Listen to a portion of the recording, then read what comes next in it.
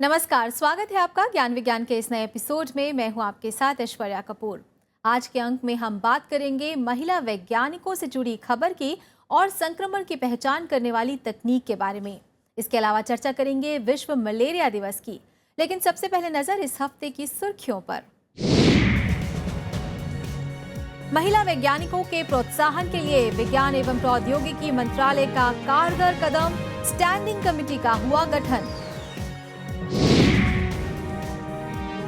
Sepsis की पहचान करने वाली नई तकनीक का निर्माण शरीर में संक्रमण की रोकथाम में है कारगर। बुनकर ने किया तकनीक से कमाल, विकसित की साड़ी बनाने वाली मशीन। खोज खबर में चर्चा करेंगे विश्व मलेरिया दिवस की और बताएंगे इसके लक्षण और उपचार के बारे में। और नासा ने जारी किया पृथ्वी का खूबसूरत वीडियो, स्पेस स्टेशन से किया गया है शूट। चलिए खबरों को विस्तार से जान लेते हैं। विज्ञान और प्रौद्योगिकी के क्षेत्र में महिला वैज्ञानिकों की भागीदारी को और भी ज्यादा बढ़ाने के लिए विज्ञान एवं प्रौद्योगिकी मंत्रालय की तरफ से एक कारगर कदम उठाया गया है।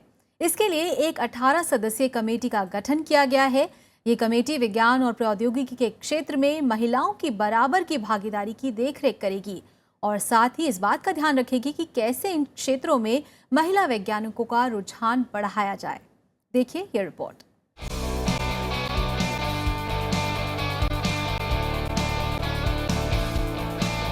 गार्गी हो, डॉक्टर आनंदीबाई जोशी या फिर आशमा चैटर्जी, भारत में ऐसी महिला शोधकर्ताओं की कमी नहीं जिन्होंने इतिहास के पन्नों में सुनहरे अक्षरों में अपना नाम दर्ज कराया है और जिनके शोध आज भी विज्ञान जगत में अहम पड़ाव साबित हो रहे हैं। लेकिन अहम सवाल ये है कि क्या विज्ञान और तकनीकी के क्षेत्र में अब देश में महिलाओं की भागीदारी कम हो रही है? शिक्षण संस्थान हो, रिसर्च संस्थान या फिर विज्ञान और तकनीकी से जुड़े संस्थान, महिलाओं को उचित मौके क्यों नहीं मिल रहे? यही वो सवाल है जिनका जवाब पाने के लिए केंद्रीय विज्ञान और तकनीकी मंत्रालय ने पहल की है। मंत्रालय ने विज्ञान और तकनीकी के अलावा योजना और नीति निर्धारण के क्षेत्र में महिलाओं की भागीदारी बढ़ाने के लिए एक स्टैंडिंग कमेटी का गठन किया है। बहुत सारी महिलाएं हैं जिन्होंने पढ़ाई की हुई है, हायर एजुकेशन ली हुई है साइंस एंड टेक्नोलॉजी में, लेकिन ड्यू टू फैमिली रीज़न वो अपने आगे उसको करियर को परस्यू नहीं कर पाती हैं। तो डिपार्टमेंट का एक बहुत प्रोएक्टिव मोड रहा है और शायद कंट्री में हम बहुत ही स्टार्टिंग फेज़ में ही हमने ये महिलाओं के बारे में सोचना स्टार्ट किया था। तो अभी इस कमेटी का ये रोल होगा कि हम आगे और कैसे इनोवेटिवली महिलाओं को साइंस एंड टेक्नोलॉजी में इन्वॉल्व करें, उनको कैसे प्रमोट करें, उनके जो इश्यूज हैं उनको कैसे रिजॉल्व करें। 18 सदस्यों की कमेटी की अगुवाई इंडियन इंस्टीट्यूट ऑफ साइंस की प्रोफेसर एस.एच. सावित्री कर रही हैं। इस कमेटी का ये एक मेन मुद्दा होगा कि ये हमें साइंस एंड टेक्नोलॉजी, विज्ञान प्रौद्योगिकी मंत्रालय को ये गाइड करें, ये हमें ये दिशा प्रदान करें कि हम किस तरह से और महिलाओं को इसमें रुचि उनका बढ़ा सकें, उनको और चैलेंजिंग असाइनमेंट्स दे सकें। ये प्रायोरिटी डिसाइड करेंगी कि हमें इनको प्रमोट करने के लिए क्या क्या किया जाए। और अगर जैसे मान लीजिए कि आज हमारे पास एक कोई स्कीम चल रही है विमेन इन साइंस का, तो उसको उसमें क्या कमी है, उसको कैसे इम्प्रूव किया जाए, यही वो डिसाइड करेंगे और उसको इम्प्रूव करने के क्या क्या और तरीके अपनाए जाएं, यही उनका मैंडेट रहेगा। कमेटी में देश भर के प्रतिष्ठित संस्थानों की महिला वैज्ञानिक नुमाइंदगी कर रही हैं। ये कमेटी विज्ञान और तकनीकी के क्षेत्र में महिलाओं की भागीदारी बढ़ाने की योजनाएं तैयार करेगी और उन्हें अमल में लाएगी। कमेटी ऐसे कार्यों का खाका तैयार करेगी जिनमें महिलाओं की भागीदारी सुनिश्चित हो। समय समय पर कमेटी इन कार्यक्रमों की समीक्षा भी करेगी। उम्मीद है कि स्टैंडिंग कमेटी की इस पहल के बाद विज्ञान और तकनीकी के क्षेत्र में महिलाओं की भागीदारी में इजाफा होगा।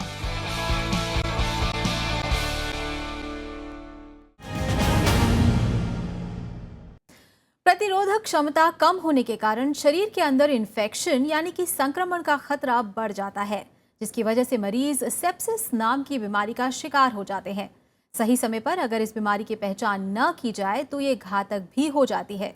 इसलिए जरूरी है कि समय पर इस बीमारी की पहचान की जाए।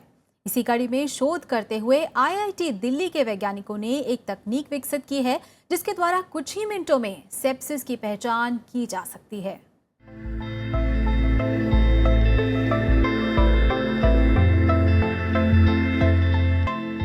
बुखार होना, दिल की धड़कन तेज होना, बिना वजह दिमागी परेशानियां बढ़ना, रक्तचाप कम होना, खून में प्लेटलेट्स की संख्या कम होना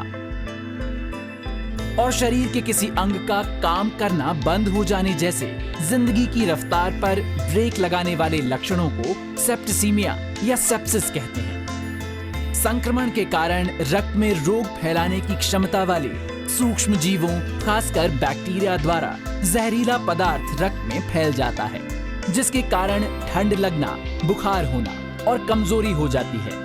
इसे रक्त विषाक्तता भी कहते हैं। सामान्य तौर पर सेप्टिसीमिया की पहचान रक्त परीक्षण द्वारा की जाती है, जिसके परिणाम आने में 4 दिन का समय लगता है। लेकिन अब ताजा शोध के नतीजों के बाद सेप्टिसीमिया की पहचान आसान हो गई है। हैदराबाद के global medical education and research foundation के डॉक्टर वेंकटरमन श्रीधरन के साथ मिलकर IIT दिल्ली की वैज्ञानिक शालिनी गुप्ता ने एक ऐसी तकनीक विकसित की है, जिसके जरिए घर बैठे सेप्टिसीमिया की पहचान की जा सकती है। हम लोग क्या करते हैं कि एक फिल्ट्रेशन बेस्ड डिवाइस से ब्लड का ड्रॉप लेते हैं 100 माइक्रोलीटर्स, उसको सेपरेट कर देते हैं, सिर्फ प्लाज्मा, क्लियर प्लाज्मा आ जाता है। उस प्लाज्मा में हमारा बायोमार्कर फिल्टर आउट नहीं होता है, it remains in the plasma. तो हम क्या करते हैं, उस प्लाज्मा को अपने मेम्ब्रेन पे डालते हैं और अब ऑप्टिमाइज़ करके हमने ये निकाला है कि एक मेम्ब्रेन पे वो हमारा बायोमार्कर बाइंड हो जाता है। तो जब ये बाइंड एक बार हो जाता है जिस एरिया पे हमने डाला है, बाकी एरिया पे वो बायोमार्कर नहीं है। फिर हमने ये कैसे नैनो पार्टिकल्स डिज़ाइन किए हैं, ऑप्टिमाइज़ किए हैं, सरफेस इंजीनियर करे हैं कि जिनके ऊपर ऐसे मॉलिक्यूल्स लगे हुए हैं जो कि इस पर्टिकुलर बायोमार्कर को, एंडोटॉक्सिन को हमारा डिटेक्ट कर सकता है सिलेक्टिवली। ये उपकरण कैलोरीमेट्रिक रैपिड कार टेस्ट करता है, जो इंसानों के खून में एंडोटॉक्सिन के स्तर को फौरन माप लेता है। एंडोटॉक्सिन इंसानी शरीर में पाए जाने वाले ग्राम नेगेटिव बैक्टीरिया का प्रमुख अवयव है, जिसका अनुपात बढ़ने से सेप्सिस होता है। इस उपकरण के काम का तरीका बेहद आसान है। इसमें कोलिस्टिन नाम के एक एंटीबायोटिक दवा का इस्तेमाल होता है, जो एंडोटॉक्सिन की पहचान करता है। कोलिस्टिन लाल दिखने वाले सोने के नैनो पार्टिकल्स के साथ मिलकर इंसानों के खून में पाए जाने वाले एंडोटॉक्सिन का स्तर मापता है। बीमारी से प्रभावित खून में अनुपात के मुताबिक एंडोटॉक्सिन का स्तर बढ़ जाता है। ऐसे में बीमारी के अनुपात के मुताबिक दवा का रंग भी लाल से गहरा लाल हो जाता है। जो लोग बीमारी से प्रभावित नहीं होते, उनके खून में मिलाने पर दवा का रंग नहीं बदलता। बीमारी की त्वरित गति से पहचान करने वाला ये यंत्र महंगा भी नहीं होता और डिस्पोजेबल होता है। इसके इस्तेमाल के लिए प्रशिक्षित लोगों की जरूरत नहीं होती और न ही जांच के लिए आधुनिक लैब की आवश्यकता है। यही वजह है कि हाल ही में इस तकनीक को गांधीयन यंग टेक्नोलॉजी इनोवेशन पुरस्कार से नवाजा गया है। अभी तक 80 किस्म की सेप्सिस बीमारियों में इस तकनीक का सफलतापूर्वक इस्तेमाल किया जा चुका है। उम्मीद है कि ये तकनीक भारत के गांवों में बीमारियों की पहचान करने में रामबाण साबित होगी, जहां अभी तक बीमारियों की पहचान के तरीकों और स्वास्थ्य सुविधाओं की काफी कमी है।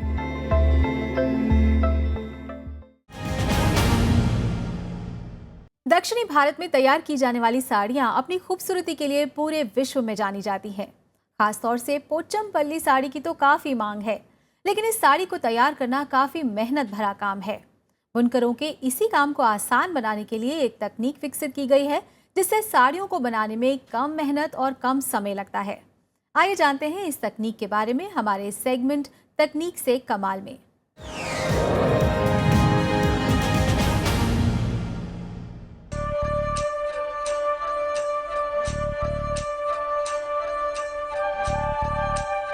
भारत कला और संस्कृति का देश है, जहां इसे सदियों से संयोजा जा रहा है। यहाँ पर मौजूद विभिन्न कलाओं में से एक है बुनाई का काम, जिसके द्वारा सुंदर कपड़े और साड़ियां तैयार की जाती हैं। दक्षिण भारत में विशेष रूप से तैयार की जाने वाली सिल्क साड़ियों में से एक पोचमपल्ली साड़ियों की मांग आज पूरे विश्व में है। रंग बिरंगे रेशमी धागों से बनने वाली इन खूबसूरत साड़ियों को बुनकर अपने हाथों से तैयार करते हैं। आमतौर पर पोचमपल्ली साड़ियों के लिए विभिन्न पैटर्न तैयार करने से पहले धागों का एक ताना बाना तैयार किया जाता है, जिसमें हाथों को धागे के साथ हजारों बार घुमाया जाता है। इस प्रक्रिया को बुनकरों की भाषा में आसू कहते हैं, जिसमें समय के साथ साथ काफी मेहनत भी लगती है। आंध्र प्रदेश के नालगोंडा जिले में ऐसे ही एक बुनकर परिवार में जन्मे सी मलेशम बचपन से ही साड़ी बनाने की इस कला को देखते और सीखते आ रहे थे, लेकिन इसकी वजह से उनकी मां को कंधों में बहुत दर्द रहता था, जिसके बाद मलेशम ने ऐसी मशीन तैयार की है जिससे इस साड़ी को बनाना काफी आसान हो गया है। ये मशीन का नाम लक्ष्मी आसन मशीन। ये मशीन पोचमपल्ली साड़ी के लिए डिज़ाइन आएगा इसमें। ये पहला ये मशीन ये मेरा माम करते, उसका बहुत दर्द आएगा। इसको काम कम करने के लिए ये मशीन बना दिया। ये मशीन बना दिए के 7 साल हुआ। अभी मैनुअल कर सकते 6 घंटा 5 से 6 घंटा लगता। इसका मशीन पे 1.5 घंटे में हो जाता। ये थोड़ा पावर सप्लाई सिंगल फेस का पावर सप्लाई है तो वो चले गया। 250 वाट्स का पावर जरूरत है उसको। ये एक स्वचालित आंसू बनाने वाली मशीन है, जिसमें माइक्रो कंट्रोलर, मोटर, ऊर्जा संचालन सिस्टम के अलावा धागों को एक कांटे से दूसरे कांटे में बदलने की व्यवस्था तैयार की गई है। इस्तेमाल करने वाले बुनकर को मशीन में सिर्फ धागे लगाने होते हैं और एक बार मशीन को चालू करने पर ये पूरे पैटर्न को बिना किसी मदद के तैयार कर देती है। जहां हाथों से साड़ी के इस पैटर्न को तैयार करने में 5 से 6 घंटे लगते हैं, वहीं ये आंसू मेकिंग मशीन इसे मात्र 1.5 घंटे में तैयार कर देती है, जिससे साड़ी को बनाने में काफी कम समय लगता है। फिलहाल इस मशीन को 600 से भी ज्यादा बुनकर सफलतापूर्वक इस्तेमाल में ला रही हैं। इस मशीन के द्वारा वो कम समय में ज्यादा साड़ियों का निर्माण कर पा रही हैं, जिससे उनकी आय में भी वृद्धि हुई है। वहीं बुनकर महिलाओं को भी अब आंखों के खराब होने और कमर दर्द जैसी समस्याओं से मुक्ति मिल गई है।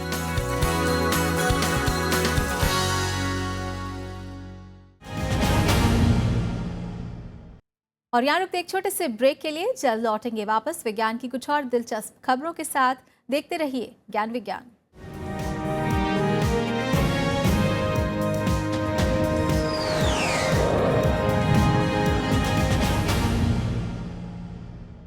ब्रेक के बाद आप सभी का फिर से स्वागत है। आप देख रहे हैं ज्ञान विज्ञान और देश और दुनिया में चल रही वैज्ञानिक हलचलों को जानने के लिए आइए नजर डालते हैं साइंस एक्सप्रेस पर।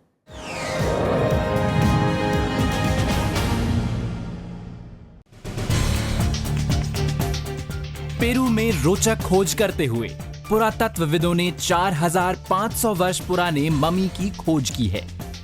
उत्तरी पेरू के एक गांव एस्पेरो में खोजे गए इस मम्मी के बारे में खोजकर्ताओं का मानना है कि ये किसी अच्छे वर्ग की महिला का है।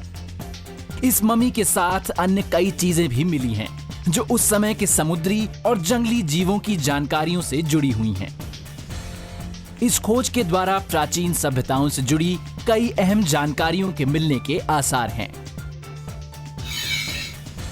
पेरिस जलवायु परिवर्तन समझौते पर अमल करते हुए भारत ने विकसित देशों से अपील की है कि वो क्योटो प्रोटोकॉल के दूसरे चरण के लिए अपनी योजना का जल्द खुलासा करें।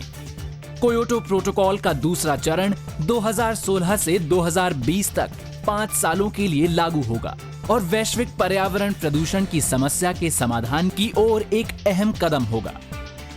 भारत ने विकसित देशों से ये भी अपील की है कि वो पर्यावरण प्रदूषण से निपटने की आधुनिक तकनीक उचित कीमत पर मुहैया कराएं। मादा एनोफिलीज मच्छर के द्वारा फैलने वाले मलेरिया की वजह से हर साल काफी लोग बीमार पड़ते हैं और कई लोगों की मौत भी हो जाती है। हालांकि भारत समेत पूरे विश्व में मलेरिया की रोकथाम के लिए अनेक कार्यक्रम चलाए जा रहे हैं, लेकिन अभी भी इस बीमारी पर पूरी तरह से काबू नहीं पाया जा सका है। इसी बात को मद्देनजर रखते हुए हर साल 25 अप्रैल को विश्व मलेरिया दिवस मनाया जाता है और आम लोगों के बीच जागरूकता फैलाई जाती है। तो आज के अपने सेगमेंट खोज खबर में हम चर्चा करेंगे इसी विषय पर और जानेंगे मलेरिया के लक्षण और उपचार के बारे में।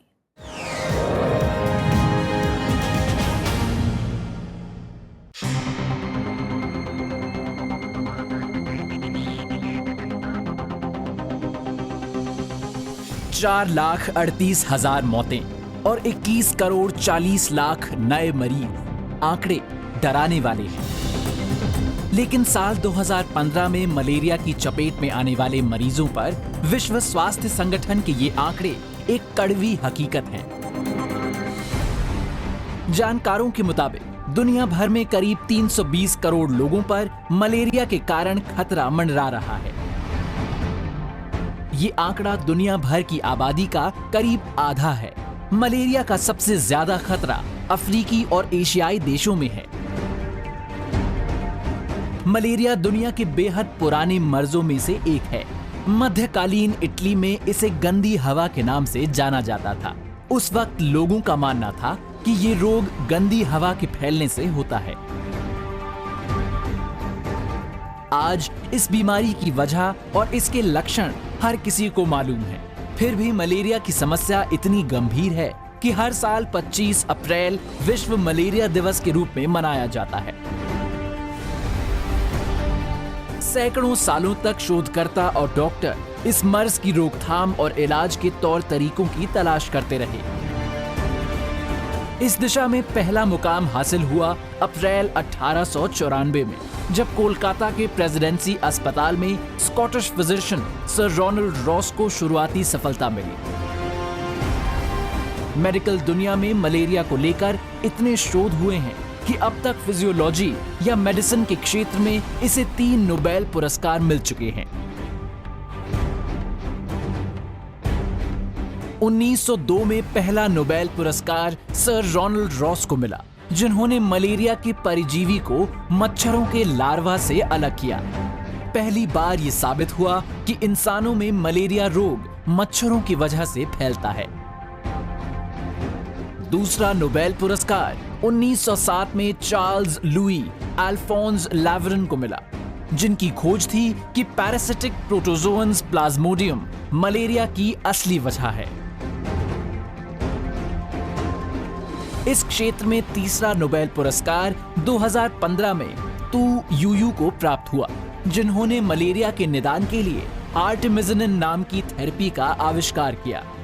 मलेरिया तेजी से फैलने वाला रोग है जो प्लाज्मोडियम परिवार के प्रोटोजोअन्स पैरासिटिक माइक्रोब्स के जरिए फैलता है। अब तक इंसानों के शरीर पर असर डालने वाले 5 किस्म के प्लाज्मोडियम की पहचान हुई है, जिनमें प्लाज्मोडियम फैल्सिपेरम और प्लाज्मोडियम विवैक्स प्रमुख हैं। ये माइक्रोब्स मादा एनोफिलीज मच्छरों के काटने से इंसानी खून में मिलते हैं। ऐसे मच्छरों के काटने पर ये माइक्रोब्स लार्वा के जरिए खून में मिल जाते हैं। स्पोरोजोइट नाम के ये माइक्रोब्स खून के जरिए लीवर तक पहुंचते हैं, जहां इनकी संख्या में तेजी से इजाफा होता है और ये लाल रक्त कोशिकाओं पर हमला कर उसे नष्ट करते हैं। अलग अलग किस्म के माइक्रोब्स के आधार पर अलग अलग मलेरिया के बारे में जानकारी मिली है।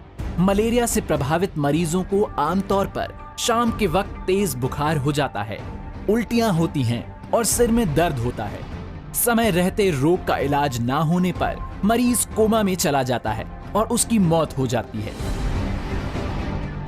छोटे बच्चों और गर्भवती महिलाओं में मलेरिया का खतरा सबसे ज्यादा होता है। मई 2007 में विश्व स्वास्थ्य असेंबली के 60वें सेशन में मलेरिया से जुड़े मुद्दों पर गंभीरता से विचार किया गया और हर साल 25 अप्रैल को विश्व मलेरिया दिवस मनाने का फैसला किया गया।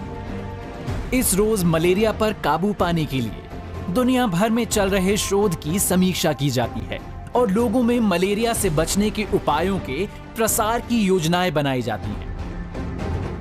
लोगों को ये बताया जाए कि मलेरिया फैलता कैसे है, बचाव कैसे होता है। सरकार द्वारा जो हर जगहों पे डिस्पेंसरीज में मलेरिया को डायग्नोज करने के लिए जो प्रावधान किए गए हैं उसका कैसे इस्तेमाल किया जा सकता है, दवाइयाँ कैसे ली जानी चाहिए, और जब ऐसा बुखार जो ठंड लग के बार बार आता हो उसका अगर ऐसा किसी को बुखार हो तो किससे जाके मिलना चाहिए।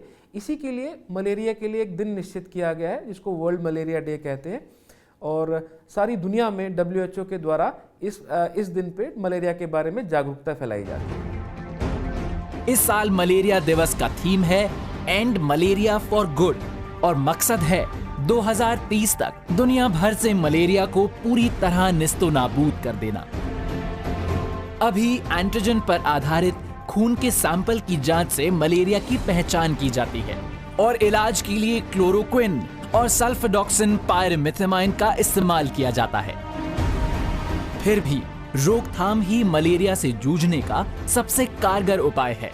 इसके लिए मच्छरों के पनपने की जगह जैसे पुराने टायर, बर्तन और गमलों में पानी इकट्ठा होने से रोकना, चिड़ियों के नहाने, पानी पीने के बर्तन और कूलर से नियमित अंतराल पर पानी बदलना, मच्छर भगाने वाली दवाओं और मच्छरदानी का इस्तेमाल करना, घर से बाहर निकलते समय पूरी बाह की कमीज और फुल पैंट पहनना, घर के भीतर जहां तक हो सके एयर कंडीशन का इस्तेमाल करना, खिड़कियों और दरवाजों में छेद हों तो फौरन बंद करना शामिल है। इनके बावजूद किसी को मलेरिया हो जाए तो मरीज को बाकी लोगों से अलग रखें, आराम करने दें, तरल खाद्य दें और फौरन इलाज कराएं। आज की तारीख में मलेरिया पूरी दुनिया की बड़ी समस्या है। जब तक इससे लड़ने के लिए कारगर दवाओं का इजाद नहीं हो जाता, बचाव ही सबसे कारगर हथियार है। लिहाजा इस साल विश्व मलेरिया दिवस के मौके पर हमें मलेरिया और मलेरिया फैलाने वाले मच्छरों को खत्म करने के लिए एकजुट हो जाना चाहिए।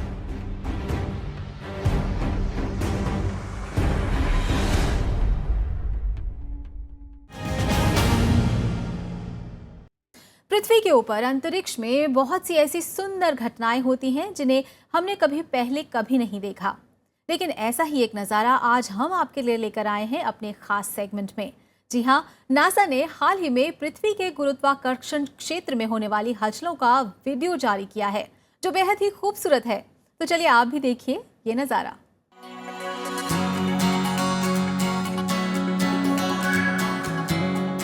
नासा अरसे से अंतरिक्ष के रहस्यों को तस्वीरों के जरिए उजागर करता रहा है। इस दिशा में नासा की नई पहल बेहद उत्साहजनक है। हाल में नासा ने ध्रुवों पर रोशनी का अल्ट्रा हाई डेफिनेशन वीडियो जारी किया है। ये वीडियो अंतरराष्ट्रीय स्पेस स्टेशन से बनाया गया है। ध्रुवों पर रोशनी के इस भव्य और रोमांचक वीडियो को विज्ञान की भाषा में ऑरोरा बोरियालिस और ऑरोरा ऑस्ट्रेलिस कहा जाता है, जिसे अंतरराष्ट्रीय स्पेस स्टेशन से एक अंतरिक्ष यात्री की नजरों से वीडियो में कैद करने की कोशिश की है। ऑरोरा बोरियालिस को उत्तरी रोशनी कहा जाता है, जो उत्तरी गोलार्ध और आर्कटिक में दिखाई देता है। इसी तरह ऑरोरा ऑस्ट्रेलिस दक्षिणी रोशनी के नाम से मशहूर है, जिसे दक्षिणी गोलार्ध और अंटार्कटिक के अलावा खास तौर से चिली, अर्जेंटीना, न्यूजीलैंड और ऑस्ट्रेलिया में देखा जा सकता है। आकाश में रोशनी के ऐसे अनगिनत रंग आणविक कणों के धरती के चुंबकीय क्षेत्र से टकराने की वजह से पैदा होते हैं। उम्मीद है कि भविष्य में आम लोगों को ऐसी और भी अद्भुत और बेहतरीन तस्वीरों से रूबरू होने का मौका मिलेगा।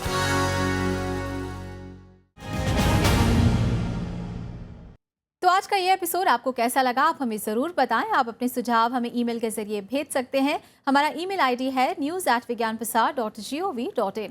आप अपनी राय हमें डाक के जरिए भी भेज सकते हैं। हमारा पता है विज्ञान प्रसार C24 कुतुब इंस्टीट्यूशनल एरिया, नई दिल्ली 11001 6।